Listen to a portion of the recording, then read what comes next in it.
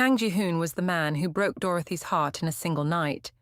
Now, her daughter was claiming him in front of the world, her wrist lifted to show the birthmark that matched his perfectly, while Dorothy's blood turned to ice, because the one secret she'd sacrificed everything to protect had just exploded in the worst possible place.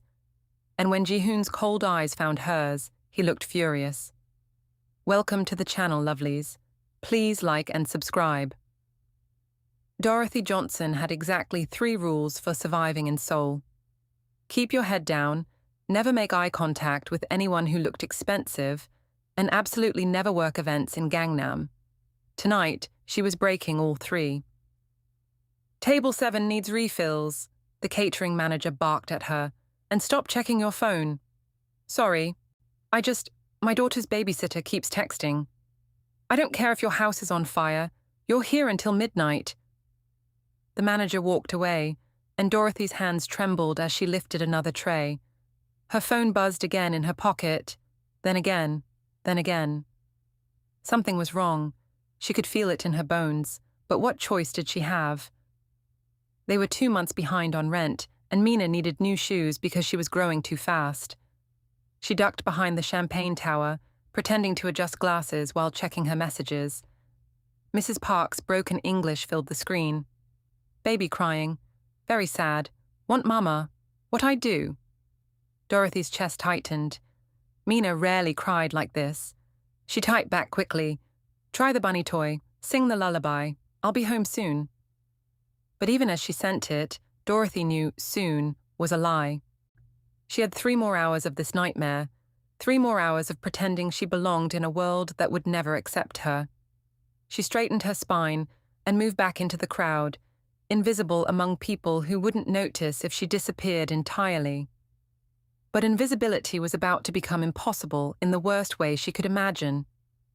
Dorothy felt the shift before she saw it, that change in atmosphere that happened when someone truly powerful entered a room. Conversations didn't stop, but they changed. Voices dropped, postures straightened. She knew better than to look. Curiosity had no place in survival jobs, but her eyes betrayed her anyway. Kang Ji-hoon looked exactly the same, and completely different all at once. But harder now, colder, like whatever tiny softness she'd glimpsed almost 3 years ago had been burned away completely. Dorothy's tray tilted dangerously. Careful. Another server grabbed the tray before glasses crashed to the floor. Sorry, I'm sorry. Dorothy's voice came out shaky. She needed to get to the kitchen, needed to hide.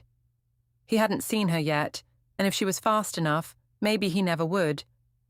But her phone started actually ringing this time, loud enough that the catering manager shot her a death glare from across the room. Dorothy abandoned her tray and slipped into the service hallway, hands shaking so badly she nearly dropped the phone. Mrs. Park, I can't talk right now. I bring baby to you. Mrs. Park's voice crackled with distress. She crying so much, not stopping, I think maybe sick. I am in lobby now. The world tilted sideways. No, Mrs. Park, you can't. I'm working. They won't let you. I already here, downstairs. Baby want mama. The line went dead, and Dorothy was running toward the service elevator, her heart slamming against her ribs. This couldn't be happening. Not here. Not tonight. Not in the same building as him. The elevator crawled upward, and Dorothy's mind raced with catastrophic possibilities. What would happen when those possibilities became real? The lobby was chaos. Mrs. Park stood near the entrance looking overwhelmed, while Mina sobbed in her arms with those desperate cries that meant she'd been going for a while. The moment Mina saw Dorothy, she lunged forward. Mama! Mama! Mama! Mama! Dorothy caught her daughter against her chest, breathing in that familiar scent of baby shampoo. I've got you, baby. I've got you. I'm so sorry, Mrs. Park said, wringing her hands. She cry and cry, not stop. I think maybe she needs you. It's okay, Mrs. Park. Thank you for bringing her. Dorothy swayed back and forth, trying to calm them both. But her mind was spinning.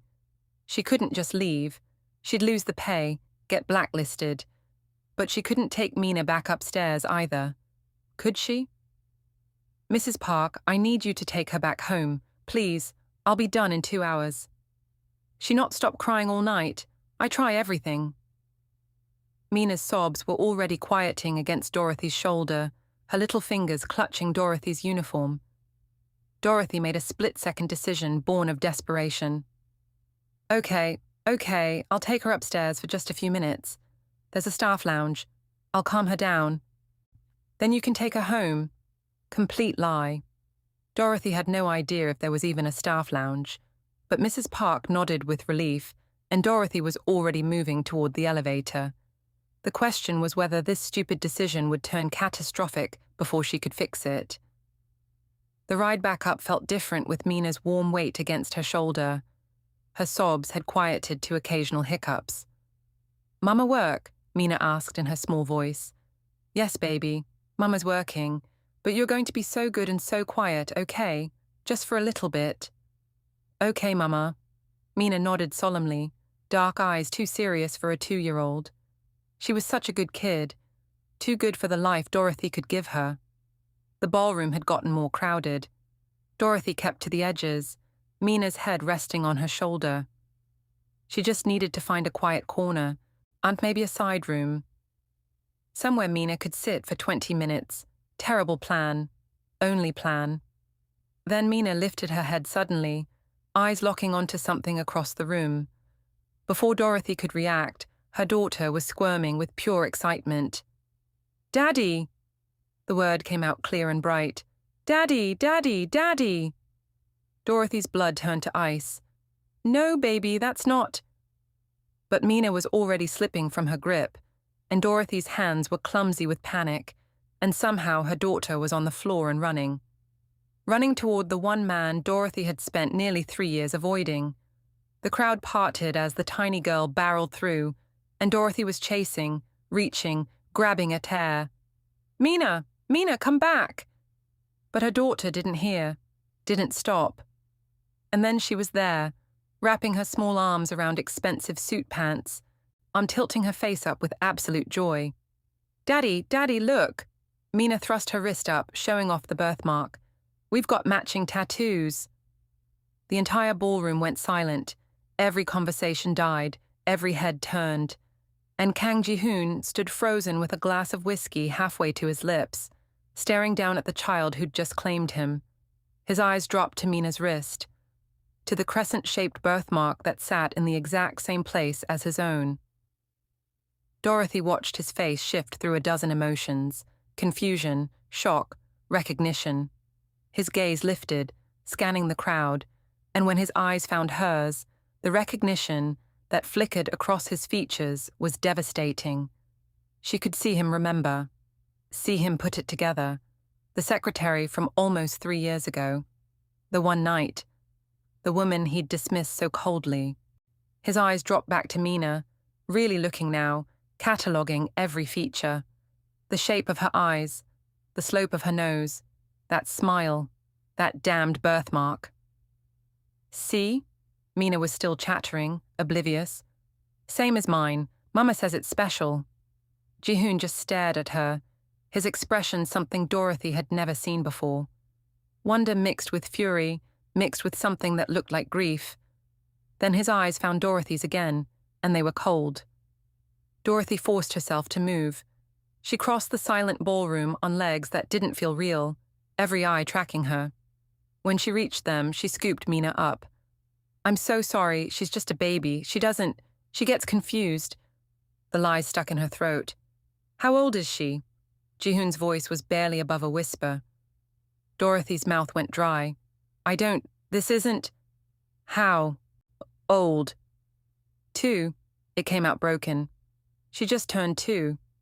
She watched him do the math, watched him realize the timeline matched perfectly. His jaw clenched so tight she could see the muscle jump. Then he turned his head slightly, addressing someone in the crowd. Secure the exits. Panic exploded in Dorothy's chest. No, wait, please. No one leaves until I say so. His voice carried across the ballroom, absolute authority in every syllable. Men in black suits moved toward the doors. The crowd erupted in whispers. Then Ji-hoon leaned closer, words just for her. We need to talk. Now. Mina's little body tensed. Mama? It's okay, baby. But it wasn't okay. Dorothy had spent 2 years, 9 months, and 17 days protecting her daughter from this moment, and it had fallen apart in 5 minutes. How much worse could things get? Ji-hoon gestured toward a side door. Not a request. Dorothy's mind raced. Run, scream, refuse. But Mina was scared, and causing a bigger scene would make everything worse. So Dorothy nodded and followed him. Before they'd taken 3 steps, Ji-hoon turned to his second-in-command, a man with a scar across his cheek. His whispered command was quiet but clear. Don't let them leave. 2 years, 9 months, and 23 days ago, Dorothy Johnson had stepped off a plane at Incheon International Airport with a suitcase full of dreams. Seoul had looked like magic from the airplane window, all glittering lights and impossible promise. She'd gotten the teaching job through an agency that seemed legitimate, signed a year-long contract, imagined herself as the protagonist in her own adventure story. Her parents had been skeptical. Korea? And Dorothy, you don't even speak Korean. But Dorothy had always been stubborn. I'll learn, and it's only a year. 1 year of adventure before real life starts. Just promise you'll be careful. I promise, Dad. I'll call every week. She'd meant it at the time, before she'd understood what careful really meant in a country where she didn't speak the language or understand the rules. The teaching job had lasted 6 weeks before the company collapsed. Fraud, fake credentials, her visa was suddenly worthless. You have 2 options, the lawyer had explained in broken English. Go home or find new employment fast. Going home meant admitting failure, meant her parents had been right, meant moving back into her childhood bedroom while her college friends started careers. Dorothy had chosen to stay, and which meant she'd chosen everything that came after. The import-export company had seemed like a miracle. We need secretary who speak English, the hiring manager had said. You start Monday. The pay was decent, the office was clean. Dorothy had no idea what half the employees actually did, but she told herself that wasn't her problem. Her job was simple: file paperwork, answer phones, organize meetings, bring coffee, be invisible. The company's anniversary party had been mandatory. You have to come, her co-worker Soo Jin had insisted. Everyone goes. It's tradition.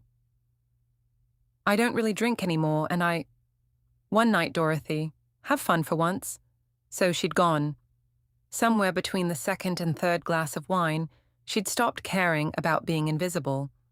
The stress of the past months had been crushing, constant fear of deportation, loneliness, pretending everything was fine when she called home. That night, she'd just wanted to feel normal. She'd noticed him watching her from across the room. Kang Ji-hoon, though she hadn't known his name then. Just that he was important. He was beautiful in that devastating way that made smart women do stupid things. When he'd approached, Dorothy's co-worker had practically shoved her forward. That's the boss's son. Be nice. Hi. Ji-hoon's English had been perfect, barely accented. You look like you'd rather be anywhere but here. Dorothy had laughed despite herself. Is it that obvious? Only to someone who feels the same way. He'd smiled then, and it had transformed his whole face. Want to get some air? She should have said no. Should have remembered her 3 rules. But she'd said yes instead, and followed him to the elevator, and everything that happened next had felt inevitable. His penthouse had been on the top floor, floor-to-ceiling windows overlooking a city that looked like stars. This is incredible, Dorothy had whispered. It's lonely. Ji-hoon had poured them wine. Tell me about America, your family, your dreams. And Dorothy had talked, really talked, about missing her parents, about feeling lost in Seoul, about waking up sometimes, not knowing where she was. He'd listened in a way nobody had in months, and when he'd kissed her, it had felt like something the universe had been building toward. That night had been tender, careful, his hands gentle, his kisses tasting like expensive whiskey. For a few hours, Dorothy had felt like she mattered. Now she'd woken up alone. The sun was barely up and Ji-hoon was already dressed, phone pressed to his ear, speaking rapid Korean in a tone that made her stomach drop. When he'd noticed her awake, he'd ended the call. "My driver will take you home." No good morning, no smile. Dorothy had sat up, clutching the sheet. "I thought maybe we could—" This meant nothing. His voice had been flat. "You understand? People like you don't fit into my world. Last night was a mistake. People like you." The words had hit like a slap. Dorothy had gotten dressed in silence while he'd made more calls, acting like she'd already disappeared. The ride back to her apartment had been the longest of her life. 3 weeks later, she'd been throwing up in the office bathroom when she'd realized her period was late. The pregnancy test had shown 2 pink lines. Aunt and Dorothy had cried on the floor of a convenience store bathroom until the owner knocked. That same afternoon, she'd overheard something she wasn't supposed to. 2 senior employees talking in the break room. "The shipment from Busan needs to be moved tonight. Ji-hoon's handling the port situation personally. Nobody touches our territory without consequences." Dorothy had started paying attention after that. Really paying attention, and the pieces had fallen into place with horrible clarity. This wasn't just an import-export business. The Kang family wasn't just rich. She'd Googled Kang Ji-hoon that night. The results had made her want to throw up again.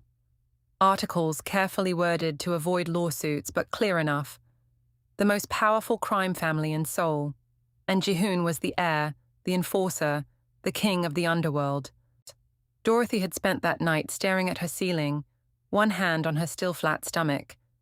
Tell him, risk him not believing her, risk him taking the baby away. She had no money for lawyers, no connections, no power. She was a foreign woman who'd slept with her boss's son. And there was another fear. What if he didn't want the baby, but didn't want her to have it either? What if he saw them as loose ends to be eliminated? She'd heard enough conversations by then to know that's how his world worked. So Dorothy had disappeared, quit her job through email, moved across the city to a neighborhood where nobody knew her, found a tiny apartment she could barely afford, started taking jobs under the table, waitressing at small restaurants, tutoring English online, cleaning houses on weekends. "You're sure you want to do this alone?" the midwife had asked during her first appointment. "I don't have a choice." "You always have choices." But Dorothy didn't feel like she had choices. She felt like she had survival, and survival meant keeping her baby safe from a world that would destroy them both. Mina had been born on a rainy Tuesday in March. The labor had been long and lonely. No family to hold her hand, no partner to tell her she was doing great. Just Dorothy and the midwife, and the crushing reality that this was her life now. But then they'd placed Mina in her arms, and nothing else had mattered. Her daughter had looked up at her with those dark eyes, Ji-hoon's eyes, and Dorothy had fallen completely in love. That first night in her tiny apartment, Dorothy had held her newborn daughter and whispered promises. "It's just us. We don't need anyone else. I'll keep you safe. I'll give you everything I can. You'll never feel unwanted, never." Mina had wrapped her tiny hand around Dorothy's finger, and Dorothy had cried happy tears for the first time in months. Maybe they didn't have much. Maybe their life would be hard. But they had each other, and that would be enough. It had to be enough, because what else did they have? The next 2 years had been the hardest of Dorothy's life. She'd survived on 3 part-time jobs, every one saved going toward Mina's needs. Rent, food, diapers, the basics that never stopped being expensive.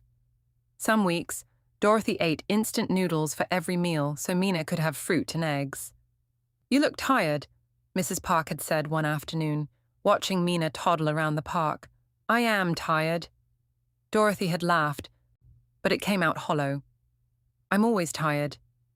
"Where is baby's father?" "Not in the picture." Dorothy's standard answer, simple, final. But there were good moments too. Mina's first steps, stumbling across their tiny apartment into Dorothy's arms. Her first words, "Mama," and then "ball," and then full sentences that came so fast Dorothy couldn't keep track. Her infectious laughter that made even the hardest days worthwhile. Dorothy had built a small community, other single mothers at the park who understood the struggle, Mrs. Park, who babysat in emergencies and never asked too many questions, Mr. Kim at the convenience store, who always slipped extra fruit into her bag with a wink. "For the little one," he'd say, "growing kids need vitamins." These small kindnesses kept Dorothy going when everything else felt impossible. When the bills piled up, when Mina got sick and Dorothy couldn't afford to miss work, when the loneliness of being so far from family threatened to swallow her whole. But she never told anyone about Ji-hoon, never even spoke his name out loud. He was the secret she'd buried so deep that sometimes she almost convinced herself that night had never happened, that Mina was just hers, no complicated history attached. While Dorothy struggled through each day, Ji-hoon's life had gone in a completely different direction. His father's health had declined rapidly, forcing Ji-hoon to take control of the family business earlier than expected. "You're ready," his father had said from his hospital bed. "You've always been the strong one, the one willing to do what's necessary." What was necessary had included consolidating territory and eliminating rivals, becoming the person everyone feared. Ji-hoon had built his reputation on ruthlessness, on never showing weakness, on being untouchable. "Your brother handles the legitimate businesses," his father had explained. "He has the wife, the kids, the public face. You're the weapon, the enforcer, the one who keeps everyone in line." So that's what Ji-hoon had become, the king of Seoul's underworld, feared, respected, utterly alone. His penthouse had filled with expensive things over those 2 years, art worth millions, furniture designed by people whose names Ji-hoon couldn't pronounce, technology he never used. But the silence remained, thick and crushing, especially late at night, when there was no business to conduct and no enemies to crush. His brother had tried to set him up on dates. "You should think about settling down, having a family." "I'm not the family type," Ji-hoon's standard answer. "Everyone's the family type eventually." But Ji-hoon didn't think about families or futures. He thought about power and control, and making sure nobody ever got close enough to hurt him. The secretary from years ago sometimes crossed his mind, her nervous smile, the way she'd talked about missing home. But he pushed those thoughts away. That night had been a mistake, an anomaly, nothing more. Meanwhile, across the city in a tiny apartment, Dorothy had been tucking Mina into bed. Their routine never changed. Bath time, pajamas, 3 stories, then the lullaby Dorothy's mother used to sing to her. "Hush, little baby, don't say a word," Dorothy had sung softly, running her fingers through Mina's damp hair. "Mama's gonna buy you a mockingbird." Mina's eyes had been drooping, her chubby hand clutching her bunny toy. "Love you, Mama."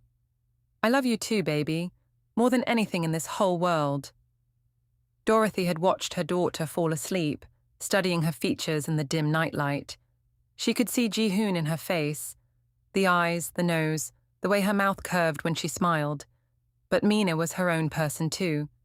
Sweet and funny and bright, everything good that had come from one terrible night. These parallel existences had continued for 2 years.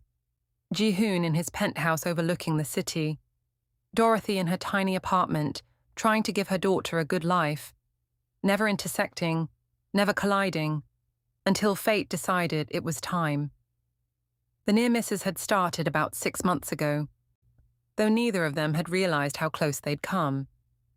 It had been a Saturday afternoon at the park. Mina had been playing with her new ball, the cheap plastic kind from the convenience store. She'd kicked it too hard, and it had rolled across the grass toward a man in a black suit. Ji-hoon had been there for a meeting, of all things, using the park as neutral territory to discuss a territorial dispute. He'd bent down to pick up the ball, and his eyes had caught on the little girl running toward him. She couldn't have been more than 18 months old. big dark eyes, beautiful smile. Something about her had made Ji-hoon pause, made him feel a strange pull he couldn't explain. But he got distracted. His phone had rung. One of his men calling about a situation that needed immediate attention. "Handle it," he'd said into the phone, undropping the ball and walking away. He'd glanced back once, but the little girl had already walked away. The hospital near miss had been even closer. Mina had spiked a fever in the middle of the night, one of those scary ones that sent Dorothy into panic mode.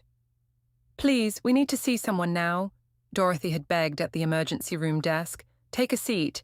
Someone will call you." They'd waited for 2 hours in the crowded waiting room, Mina whimpering against Dorothy's shoulder. When they'd finally been called back, they'd been put in a curtained area with other patients. What Dorothy hadn't known was that Ji-hoon was there too, separated by just one curtain. A business incident had left him needing stitches, nothing serious, but his men had insisted on the hospital. "Hold still," the doctor had told him. "This will need 5 stitches." Ji-hoon had sat perfectly still, barely flinching as the needle went in. He'd been there countless times. Pain was just part of the business. Then he'd heard it. A woman's voice singing softly, trying to calm a crying child. The voice had been familiar somehow, though he couldn't place it. The voice had made something in his chest tighten. "Sir, your phone," his assistant had said, interrupting the moment. "What is it?" "The situation at the warehouse. They need you there now." Ji-hoon had stood up, half-stitched. "Finish this in the car." He'd left before Dorothy had ever known he was there. She'd sung to Mina until the fever medication kicked in, until her daughter fell into restless sleep, completely unaware that Ji-hoon had been on the other side of a thin curtain, listening. Each near miss had ended with a lingering sense of what if. The universe had been trying to bring them together, but the timing was always wrong. Fate kept being denied, the collision kept being delayed. But it was building towards something inevitable, something that couldn't be stopped forever. The final near miss had been just 2 weeks ago. Dorothy had been at the convenience store with Mina, counting coins to buy milk. "I'm short," she'd admitted to Mr. Kim. "I'll come back tomorrow." "Take it." Mr. Kim had waved her off. "Pay me when you can." As they'd left the store, a black car had pulled up outside. Ji-hoon had stepped out for cigarettes, one of his few vices.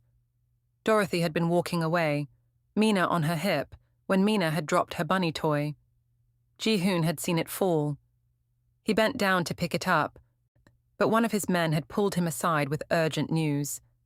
By the time Ji-hoon had looked back, the woman and child were gone, and he'd been left holding a cheap stuffed bunny and wondering why he felt like he'd missed something important. He'd left the bunny on the store's lost and found shelf, never knowing it belonged to his daughter. Dorothy had realized the bunny was gone when they'd gotten home. "We'll get you a new one, baby." "But that's my favorite," Mina had cried. "I know. I'm sorry." Dorothy had gone back to the store the next day and found it in the lost and found shelf. She picked it up and returned home with it.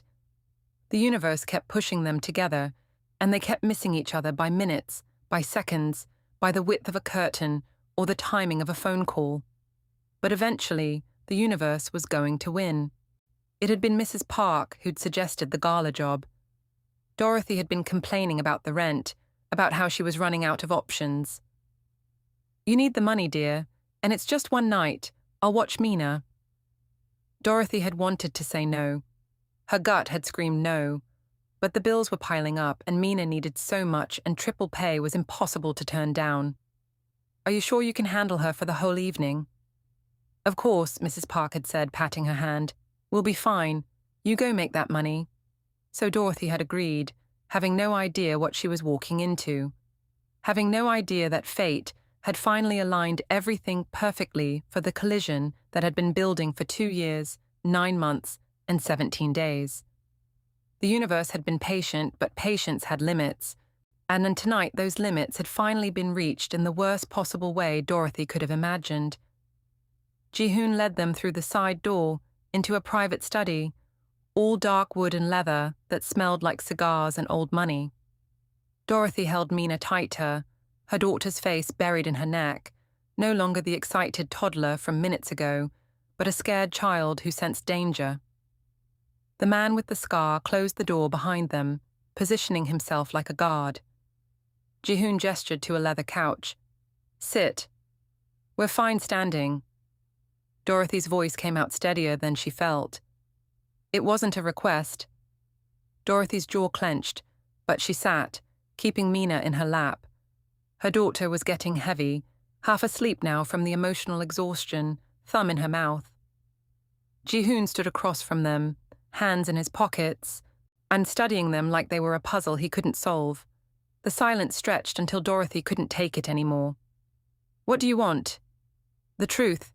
His voice was deadly calm, but Dorothy could see his hands shaking slightly. "Why didn't you tell me?" Dorothy laughed, a bitter sound. "Tell you what exactly? That the man who called me people like you got me pregnant? That you made it very clear I meant nothing? I had a right to know." "You had a right?" Dorothy's voice rose and Mina stirred against her. She forced herself quieter. "You dismissed me like trash. You had your driver dump me at my apartment before sunrise, like you couldn't stand to look at me anymore. That doesn't mean—" "And then I found out who you really were." Dorothy's eyes burned into his. "The Kang family, Seoul's most powerful crime family. You think I didn't do the math? Foreign woman, nobody important, pregnant with the crime lord's baby. I know how that story ends, Ji-hoon. Either you wouldn't believe me, or you'd take her from me. So you just decided for both of us?" "I decided to keep my daughter safe," Dorothy's voice cracked. "I decided that a man who could look at me the morning after like I was nothing wouldn't suddenly become father material. I did what I had to do." Ji-hoon's jaw clenched so tight Dorothy could hear his teeth grinding. He turned to the window, hands gripping the sill. When he spoke again, his voice was barely controlled. "I want a paternity test." Dorothy's laugh was hollow. "Look at her, Ji-hoon. Look at her face and tell me you need a test." He did look then, really looked at Mina sleeping against Dorothy's chest. The resemblance was undeniable. His eyes, his nose, even the way her mouth curved in sleep. And that birthmark, the genetic signature that couldn't be faked. "I want it anyway." He pulled out his phone. "My doctor will come here tonight. It's just a cheek swab. Results in a week. And then what?" Dorothy's voice was tired now. "What exactly do you think happens next? Then we figure this out." "There's nothing to figure out. We have a life, a good life. We don't need you disrupting it." Ji-hoon turned to face her fully, and something in his expression made Dorothy's breath catch. "She's mine. That changes everything." "She's not a possession. I'm aware." His voice dropped. "But she's my daughter, Dorothy.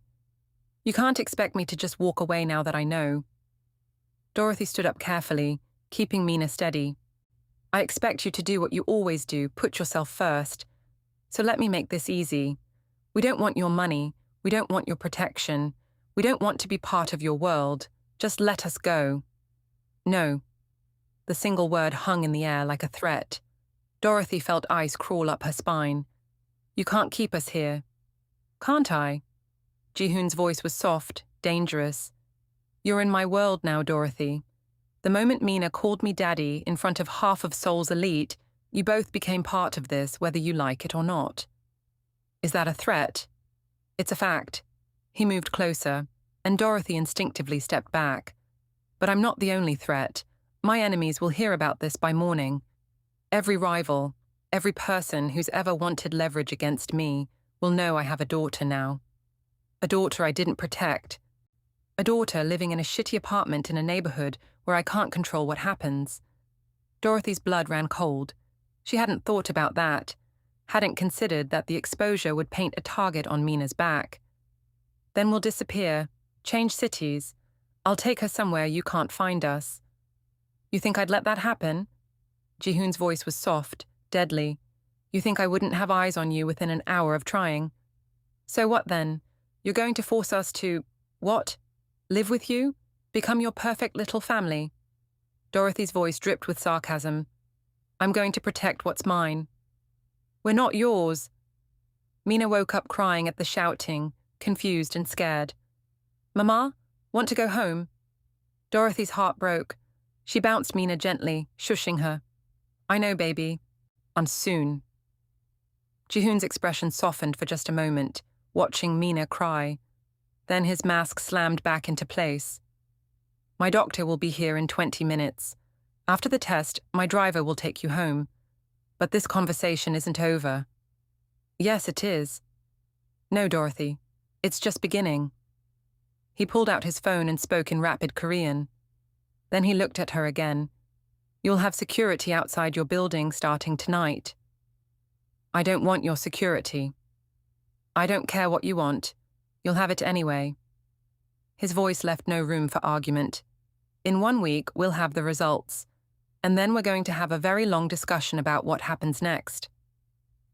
The doctor arrived exactly 20 minutes later, a woman in her 50s with kind eyes and efficient hands. She swabbed Mina's cheek while Dorothy held her, and talking softly to keep the toddler calm. Then she swabbed Ji-hoon's cheek, sealed everything in sterile containers, and left as quickly as she'd come. My driver's waiting. Ji-hoon's voice was formal now, distant. Dorothy didn't argue this time.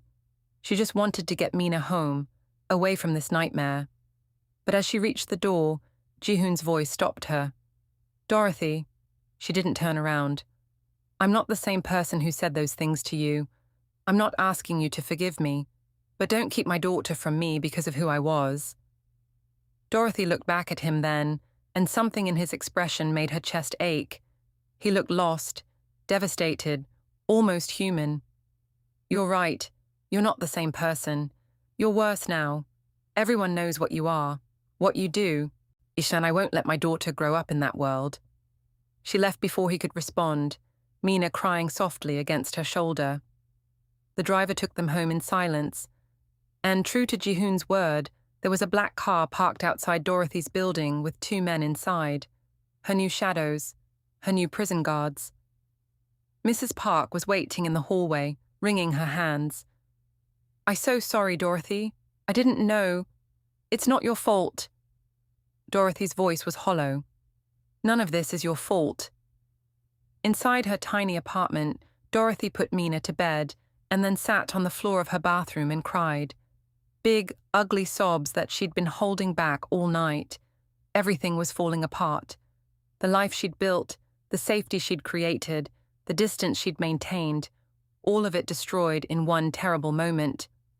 The next week was torture, and Dorothy went to work, came home, took care of Mina, and pretended everything was normal. But the black car was always there, and Ji-hoon's men were always watching. She felt suffocated, trapped, like the walls were closing in. On the 3rd day, a delivery arrived. Expensive toys for Mina. Dorothy refused them. On the 4th day, an envelope came with a lease for a luxury apartment in Gangnam. Dorothy tore it up. On the 5th day, Ji-hoon himself showed up at the restaurant where she was waitressing. We need to talk. He was standing by the entrance when her shift ended.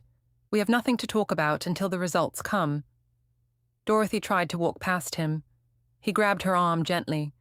Dorothy, please. Let go of me. Just 5 minutes. You're going to make me lose this job, Dorothy hissed. My manager already warned me about personal drama at work. Ji-hoon's jaw clenched. He released her arm. Tomorrow, coffee, anywhere you want. No. Dorothy. I said no. Heads turned. Dorothy lowered her voice. Leave me alone, Ji-hoon. Wait for the results like you said.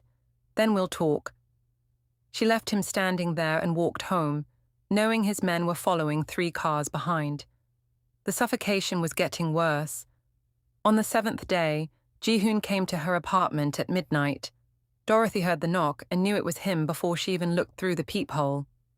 She opened the door with the chain still on. The results came. He held up an envelope. 99.9% probability of paternity. Congratulations, you have a daughter. Dorothy moved to close the door. Dorothy, wait. What do you want, Ji-hoon? A medal? Permission to disrupt our lives? I want to be her father. You are her father, biologically. That's all the results prove. That's not what I mean. He looked tired, she realized. Dark circles under his eyes. Let me in.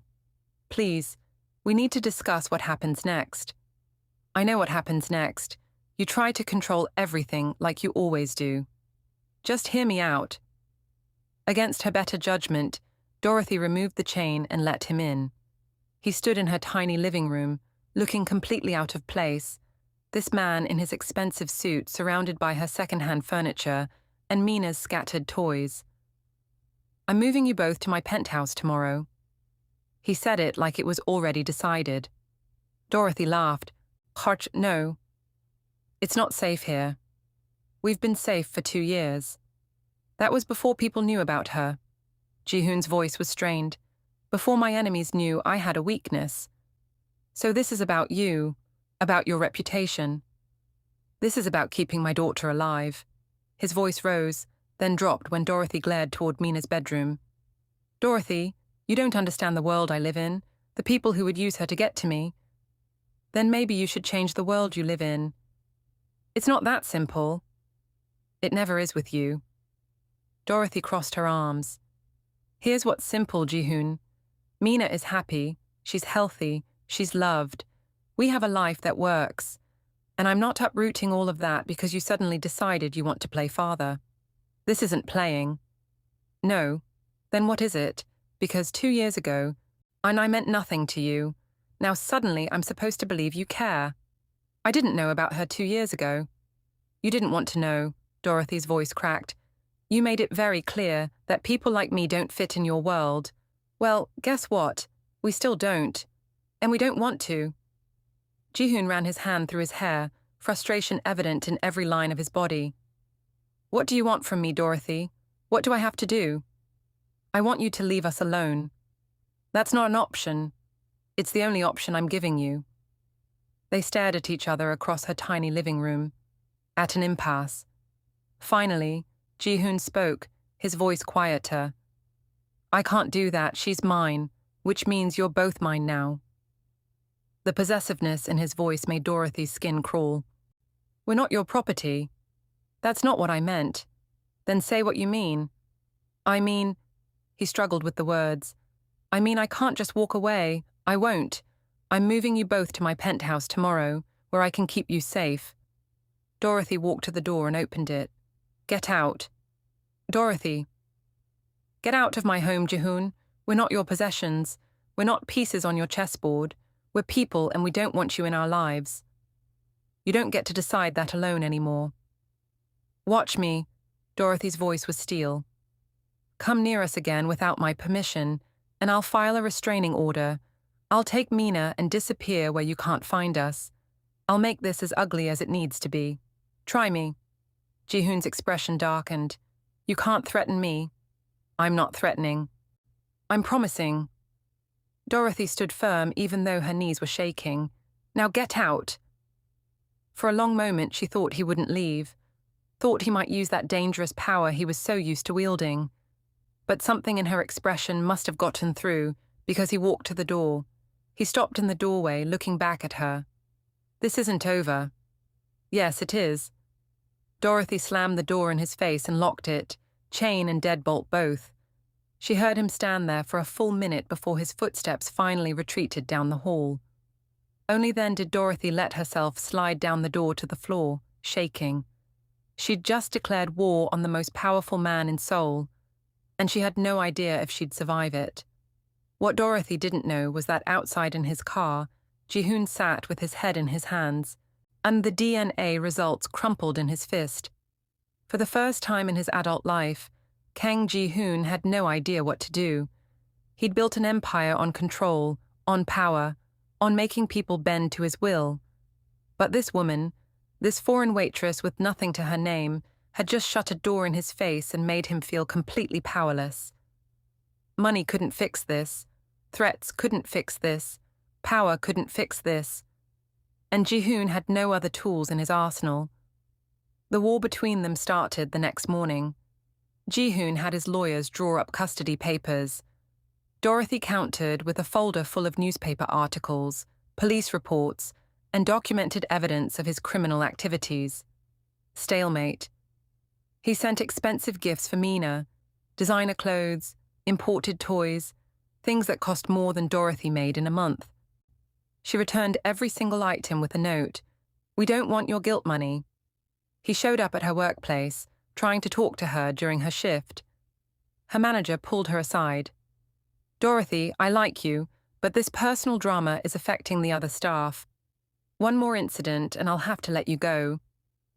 Dorothy had confronted Ji-hoon in the parking lot after that shift. "You're going to make me lose my job." "Then don't work. I'll provide." "I don't want you to provide." Dorothy's voice was ragged. "Don't you get it? You can't buy us. You can't threaten us into compliance. We're not part of your empire. I'm trying to take care of you. By controlling us, by forcing us into a life we don't want." Dorothy shook her head. "That's not taking care of us, that's ownership." "What do you want me to do?" Ji-hoon's frustration was evident. "Or just stay away. Pretend I don't have a daughter. I want you to respect our boundaries. I want you to understand that you can't force your way into our lives." Dorothy's voice cracked. "I want you to realize that all your power, all your money, all your control, none of it matters if Mina doesn't want you." That hit him like a physical blow. She's 2 years old. She doesn't know what she wants. She's scared of you. She calls you the scary man. She knows that when you're around, Mama is upset. Dorothy's eyes were wet. "You want to be her father? Then stop acting like a crime lord trying to acquire an asset and start acting like a parent who actually cares about her well-being." She'd left him standing in the parking lot, and Ji-hoon had realized she was right. Every tool he had, every method he knew, was making things worse. He was approaching his daughter the same way he approached a business deal or a territorial dispute, and it was failing spectacularly. For the first time in his life, Kang Ji-hoon was truly powerless, and the woman with nothing to her name had everything he couldn't take: his daughter's love, his daughter's trust, his daughter's heart. What would it take to earn what couldn't be bought or taken by force? The turning point came on a Wednesday afternoon. Dorothy was walking Mina home from daycare, her daughter's hand in hers, talking about the picture she'd painted. Neither of them noticed the van that had been following them for 3 blocks. Neither of them saw the men inside, members of a rival organization who'd heard about Ji-hoon's secret daughter and saw an opportunity for leverage. The van pulled up beside them. The door slid open, and Dorothy had just enough time to scream before someone grabbed Mina. She fought like a wild animal, kicking and clawing, holding on to her daughter with everything she had. But there were 2 men, both bigger, both stronger. "Let her go," Dorothy screamed. "Please, please let her go." Mina was shrieking, reaching for Dorothy, and then suddenly there were gunshots. The men grabbing Mina dropped, and more shots rang out. Dorothy pulled Mina against her chest, covering her daughter's body with her own, certain they were both about to die. But the bullets weren't for them. Ji-hoon's men had been following from a distance like they had for weeks. When they saw the attempted kidnapping, they acted immediately. The firefight lasted less than a minute, but it felt like an eternity. When it was over, both kidnappers were down, and Ji-hoon's men were surrounding Dorothy and Mina in a protective circle. "Are you hurt?" one of them asked in accented English. "Did they hurt you?" Dorothy couldn't speak, could only hold Mina and shake. Her daughter was screaming, terrified, and Dorothy was trying to cover her ears, shield her from the violence. But it was too late. Mina had seen, had heard, had almost been taken. They were rushed to a safe house, not Ji-hoon's penthouse, but somewhere else, somewhere secure. Dorothy sat in a windowless room holding Mina, both of them crying, while Ji-hoon's men stood guard outside. Hours passed, night fell, and then Ji-hoon himself arrived. He looked like he'd been through a war. His suit was torn, his knuckles were bloody. There was a cut on his cheek and bruises forming on his jaw, and Dorothy realized with a start that he'd gone after the people who'd ordered the hit. had handled it personally. Are you... His voice was hoarse. Are you both okay? Dorothy couldn't answer, could only stare at him. Mina was finally asleep in her arms, exhausted from crying. Safe. Still safe. Ji-hoon sank into a chair across from them, and Dorothy saw something she'd never seen before. He was shaking. This man who commanded armies, who never showed weakness, was trembling. When he spoke again, his voice was broken. I'm sorry. God, Dorothy, I'm so sorry. This is my fault. They went after her because of me.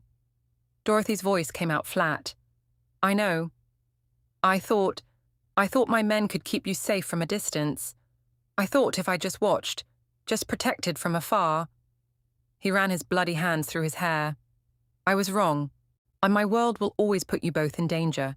No matter how many men I have watching, no matter how careful I am, there will always be someone willing to hurt you to get to me. So what now? Dorothy's voice was hollow. You lock us in a penthouse, keep us prisoner to keep us safe. No. Ji-hoon looked at her, and his eyes were devastated. Now I figure out how to be what she needs without destroying you both in the process. He stood up, moving toward the door, and Dorothy found herself speaking. Where are you going? To make sure the threat is completely eliminated, and then... He paused. And then I'm going to figure out how to be a father instead of a crime lord, because everything I know is making this worse. He left, and Dorothy was alone with Mina and her racing thoughts. The close call had shattered something in her certainty. She'd been so focused on keeping Ji-hoon out that she hadn't considered what his enemies might do, hadn't realized that the simple act of existing, of being his daughter, made Mina a target. Maybe she'd been wrong. Maybe she couldn't protect Mina alone. But how could she trust a man whose very existence put them in danger? The question had no easy answer, and Dorothy was too tired to find one tonight. 4 days later, Dorothy found him at the door. Ji-hoon. He looked up and his eyes were red. I don't know how to do this. Dorothy shifted her weight to the other hip. Do what? Be what she needs, what you both need. His voice was raw. I've spent my entire life learning how to control things, how to use power, how to make people bend. But none of that works here. Every move I make pushes you further away. Every attempt to protect you puts you in more danger. Dorothy was quiet for a long moment. So what are you saying? I'm saying I want to learn. Ji-hoon stood slowly, like his body hurt. I don't know how to be a father. I don't know how to be in someone's life without dominating it. But I want to try, if you'll let me. That's a nice speech. Dorothy's voice was guarded. But words are easy. What actually changes? Everything. He pulled out his phone and showed her a contact. I found a therapist, someone who specializes in PTSD, in men from violent backgrounds trying to change. I have my first appointment this afternoon. Dorothy stared at him. You're going to therapy. I don't know what else to do. His voice was honest in a way she'd never heard before. You were right. I can't force this. I can't buy it. I can't take it. So I need to learn how to earn it. Dorothy made a decision she hoped she wouldn't regret. Come back Thursday, 6 o'clock. We'll have dinner. Just dinner. And you'll leave when I say. Okay. The relief in his voice was palpable. Thank you. Don't thank me yet. This doesn't mean I trust you. This means I'm willing to see if you can actually change. That's more than I deserve. Dorothy watched him leave, and for the first time since the gala, she felt something other than anger and fear. She felt the tiniest spark of hope. But hope was dangerous when it came to Ji-hoon, and she'd have to be careful not to let it blind her to reality. The next few weeks were strange. Ji-hoon showed up Thursday at exactly 6 o'clock, bringing simple groceries instead of expensive gifts. They ate at Dorothy's tiny table, and he sat on the floor playing blocks with Mina while Dorothy watched from the kitchen, ready to intervene if needed. Mina was cautious at first, keeping distance between them, but Ji-hoon didn't push. He just built towers and knocked them down when she asked. his voice soft and patient in a way Dorothy had never heard from him. Again? Mina demanded after the fifth tower fell. Again? Ji-hoon pretended to be shocked. Are you sure? That's a lot of towers. Again, again, again. He built another tower, and this time, Mina knocked it down herself, dissolving into giggles. Ji-hoon laughed too, genuine and surprised, like he'd forgotten what joy sounded like. Dorothy felt something shift in her chest. The visits became routine. Twice a week, always supervised, always ending when Dorothy said, and Ji-hoon never pushed for more. Never demanded rights or threw his weight around. He just showed up and tried. How's therapy? Dorothy asked one evening after Mina had fallen asleep. Ji-hoon was gathering the toys they'd scattered across the floor. Hard. She makes me talk about things I've spent my whole life avoiding. Is it helping? I think so. Maybe. I don't know yet. He paused, holding a plastic dinosaur. She asked me what kind of father I want to be. I realized I didn't have an answer. My own father raised me to be a weapon. My brother's a father, but his life is nothing like mine. I don't have a model for this. So what did you tell her? That I want to be the kind of father Mina runs to instead of away from. His voice was quiet. That I want her to feel safe with me, not scared. That I want to build things with her instead of breaking things around her. Dorothy's throat tightened. That's a good answer. Yeah, well, wanting it and achieving it are different things. They are. Dorothy sat on the couch, suddenly exhausted. But at least you're trying. That's more than I expected. Ji-hoon looked at her then, really looked at her. You're tired. I'm always tired. When's the last time you did something for yourself? Not work, not Mina, just you. Dorothy laughed bitterly. I'm a single mother working 3 jobs. There is no just me. There should be. He stood, grabbing his jacket. Next time I come, I'm coming 2 hours early. You're going to leave and do something for yourself. Take a class, see a movie, sleep, whatever you want. I can't just... Yes, you can. You've been doing this alone for 2 years. Let me help carry some of the weight. He paused at the door. Not because I'm trying to control you, because you deserve to breathe. After he left, Dorothy sat in the quiet apartment and cried. Not from sadness or fear, but from the overwhelming relief of someone finally seeing how hard this was. How exhausting, how crushing, and offering to help without demanding anything in return. Over the following months, Ji-hoon proved he meant what he said. He showed up early and watched Mina while Dorothy went to a yoga class, then a coffee shop where she read a book uninterrupted, then a Korean language class she'd been wanting to take.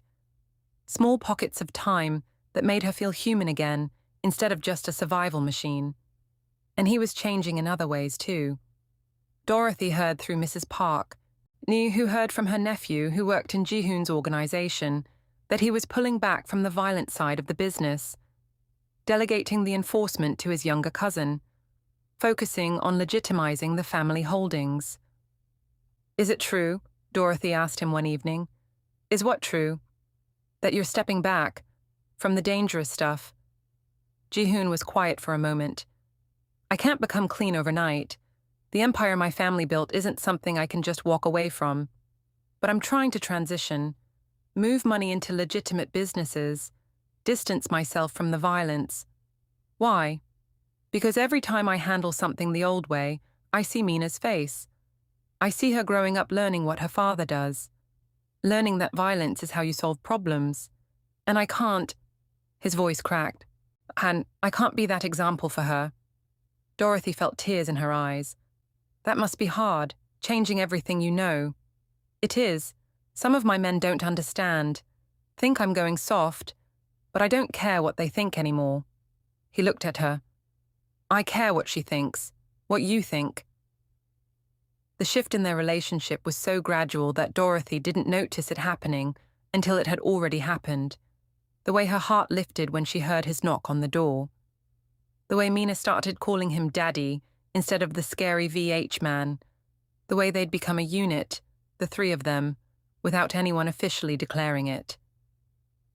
3 months after that first supervised dinner, they were at the park when it happened. Mina was on the swings, and Dorothy was pushing her, when Mina suddenly stopped pumping her legs. "She want Daddy to push." Dorothy's heart stopped. "You sure, baby?" "Yes, Daddy pushed me higher."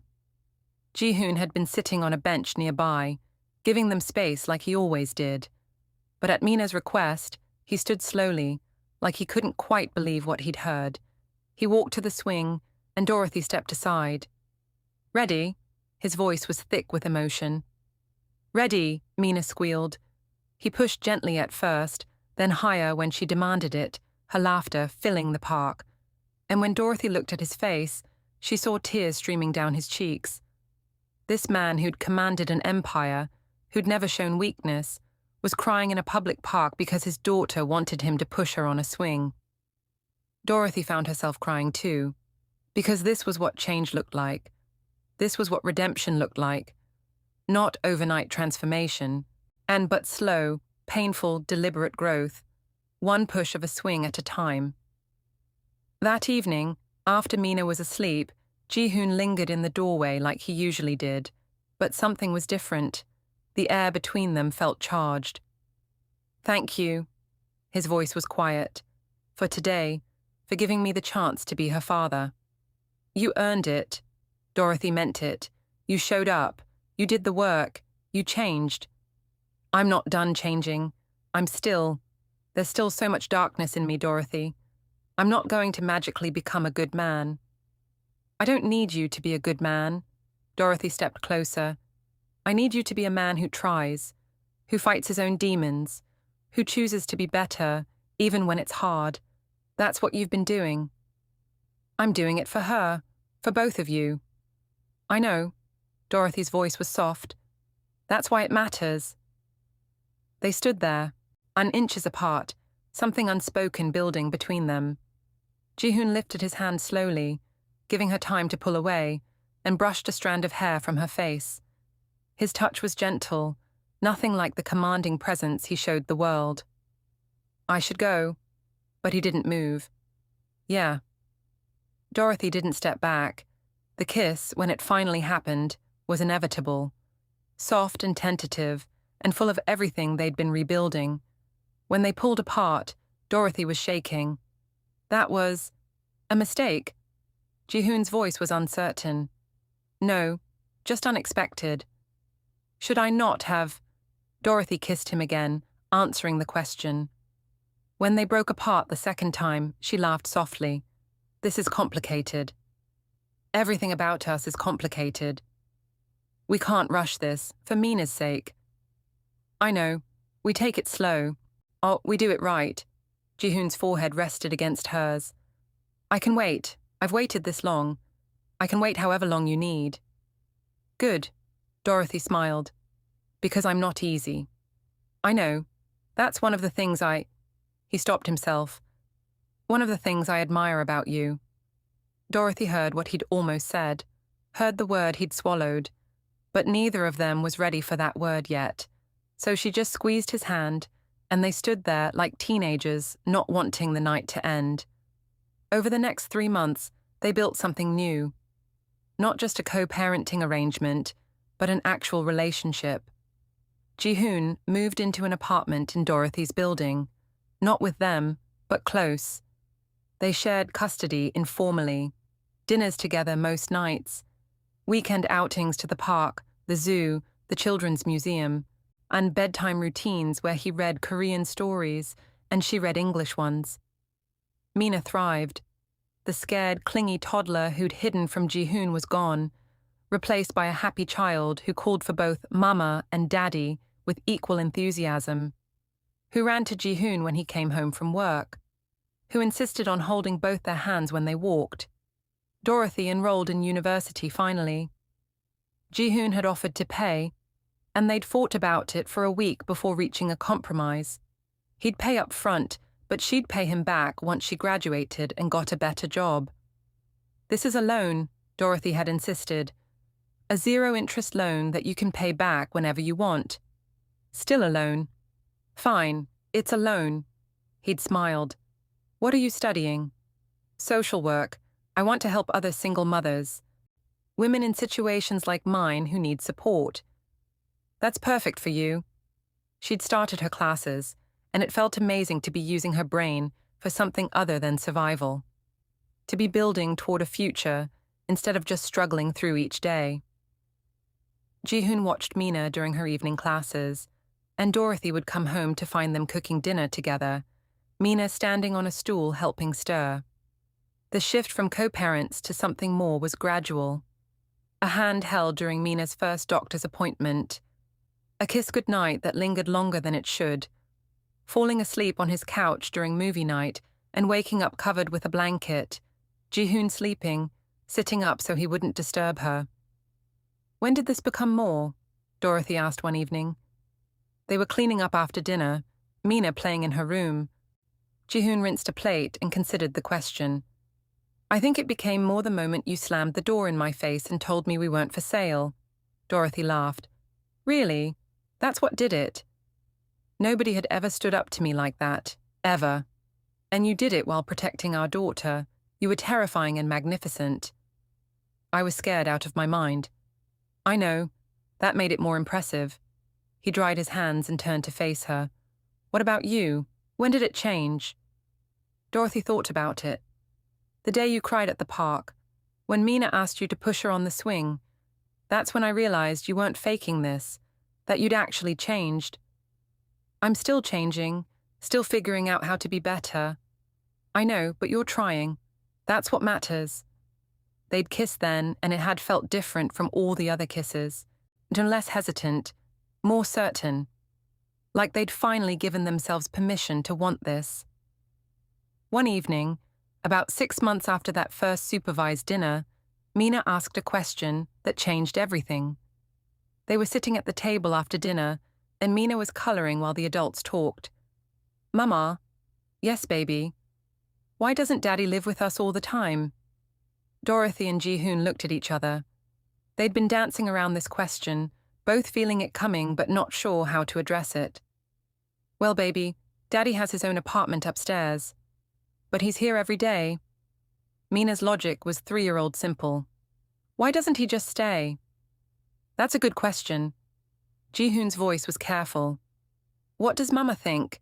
Dorothy felt her heart racing. This was it. In the moment they either committed to this completely or kept pretending they were just co-parenting. She looked at Ji-hoon, really looked at him, and saw the hope in his eyes mixed with fear. Fear that she'd say no. Fear that he'd push too hard just by acknowledging the question. I think, Dorothy's voice was shaky. I think Mina makes a good point. Ji-hoon's eyes widened. Yeah? Yeah. Dorothy smiled. But we do this right. We don't rush. We make sure Mina feels secure. Of course. And you keep going to therapy. I wasn't planning to stop. And we have rules, boundaries. We figure this out together. Whatever you need. Ji-hoon's voice was thick with emotion. Mina looked between them, confused by the adult emotions she didn't quite understand. So, Daddy stays? Yeah, baby. Dorothy felt tears on her cheeks. Shen, Daddy stays. Mina cheered and went back to coloring like she hadn't just fundamentally changed all their lives. And Ji-hoon reached across the table to take Dorothy's hand, squeezing gently, his eyes saying everything they weren't ready to say out loud yet. The proposal came a month later, but not in the way Dorothy expected. They were lying in bed one evening, talking quietly, while Mina slept in her room down the hall. Ji-hoon had officially moved in 2 weeks ago, and they were still figuring out how to share space. I want to marry you. Ji-hoon said it quietly, like he'd been holding it in for a while. Dorothy's heart stopped. What? I want to marry you. Make this official. Be a family in every way. Ji-hoon, not because I'm trying to control you or own you. He turned to face her in the dim light, but because I love you. Because you're the first person who ever saw past the crown and the power to the broken man underneath. Because you're the best mother I've ever seen. Because when I imagine my future, you're in every single moment. Dorothy felt tears streaming down her face. "You love me?" "I love you." He said it like a revelation. "I think I've loved you since you slammed that door in my face. I just didn't have the words for it yet." "I love you too." Dorothy's voice broke. They kissed, and it tasted like tears and laughter and relief. When they pulled apart, Ji-hoon was smiling wider than Dorothy had ever seen. "So, is that a yes?" "It's a yes," Dorothy laughed. "But we're doing this my way." "What's your way?" "Courthouse. Just us and Mina. Nothing fancy, nothing that makes this about your world. This is about our family." "Perfect." Ji-hoon kissed her forehead. "Absolutely perfect." They married on a Tuesday afternoon at the courthouse, just the three of them and Mrs. Park as witness. Dorothy wore a simple white dress she'd bought on sale. Mina wore a flower crown she'd made with Ji-hoon the night before. And Ji-hoon wore a regular suit, no expensive designer labels, looking more relaxed than Dorothy had ever seen him. When the judge pronounced them married, Mina cheered and threw petals she'd insisted on bringing. Ji-hoon kissed Dorothy like they were the only two people in the world, and Mrs. Park cried happy tears and took photos on her phone that were mostly blurry but perfect anyway. They celebrated afterward with their small community, the single mothers from the park who'd supported Dorothy through everything, Mr. and Kim from the convenience store who'd slipped her free fruit countless times, Ji-hoon's brother and his family, surprised but happy, even some of Ji-hoon's men who'd become protective uncles to Mina over the months. "Speech," someone called out. Ji-hoon stood, Mina on his hip, Dorothy's hand in his.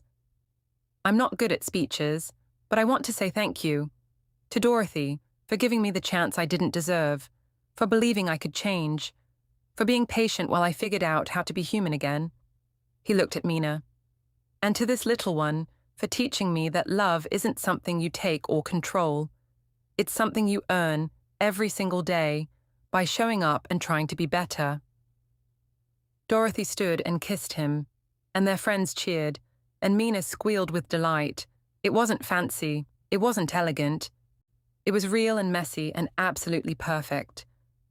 Their new home wasn't a penthouse. Ji-hoon had sold that cold, empty space and bought a real house with a yard, in a neighborhood where Mina could play outside safely. It had a kitchen big enough for all of them to cook together, a bedroom for Mina painted pink and yellow, and a study where Dorothy could do her university work while Ji-hoon handled his increasingly legitimate business dealings. The final evening of their story found them in that kitchen, Dorothy cooking while Ji-hoon gave Mina her bath upstairs. She could hear them laughing, hear the splash of water and Mina's delighted shrieks, the sounds of a family, the sounds of home. Ji-hoon appeared in the doorway with Mina wrapped in a towel, both of them soaking wet. "So someone decided bath time was swimming time." "Did she?" Dorothy tried to look stern but failed. "Did Daddy let you splash him?" "Daddy splashed first," Mina declared proudly. "Traitor." Ji-hoon tickled her sides, making her giggle. Dorothy watched them, her heart so full it hurt. This man who'd been a weapon, a king of the underworld, now stood in their kitchen in wet pajama pants, holding their daughter like she was the most precious thing in the world. Because she was. They both were. After dinner, after Mina was asleep, Dorothy found Ji-hoon in the living room. He was looking at the photos on the mantel, their courthouse wedding, Mina's 3rd birthday party, random moments captured over the past year. Dorothy slipped her arms around him from behind, resting her cheek against his back. He turned in her embrace and held her close. "What are you thinking?" she asked. "That I almost destroyed this before it could exist. That I was so busy trying to control everything that I almost lost everything that mattered." "But you didn't." Dorothy looked up at him. "You learned. You changed. You fought your own demons and won." "Not won. They're still there, but I'm better at fighting them now." "That's all anyone can do." She took his hand and held it up, his birthmark visible in the soft light. Then she took Mina's baby bracelet from her pocket, the one with the same birthmark visible through the fabric. We match. All three of us. A family built from broken pieces.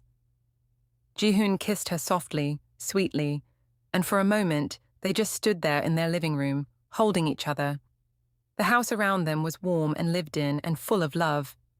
They'd built something that couldn't be bought or taken or destroyed. They'd built a family. Not perfect, not unmarked by darkness, but real and hard-won and absolutely worth fighting for. Thank you so much for reading Dorothy and Ji-hoon's story. This journey from broken trust to rebuilt family wasn't easy for any of them, but that's what made it real. True change doesn't happen overnight. It happens in small moments, in consistent effort, in choosing to be better even when it's hard. Dorothy's strength in protecting her daughter while remaining open to the possibility of redemption. Ji-hoon's willingness to dismantle everything he knew to become the father Mina deserved. And little Mina, whose innocent love became the catalyst for transformation. Together, they proved that families aren't just born, they're built piece by piece, our choice by choice. If this story resonated with you, it would mean the world if you could like this video and subscribe to the channel. Your support helps us bring you more emotional, compelling stories like this one. What did you think? Drop a comment below and let me know. Were you Team Dorothy or Team Ji-hoon in the beginning? What was your favorite moment in their journey? Should I create more stories exploring redemption and second chances? And if you made it this far, you're a real one. Comment birthmark family, so I know you watched until the very end. Don't forget to hit that notification bell so you never miss the next story. Trust me, you won't want to miss what's coming next. Until next time, lovelies, remember, everyone deserves a chance to change, but they have to earn it. Keep believing in second chances. Keep protecting your peace and keep building the family you deserve. See you in the next one.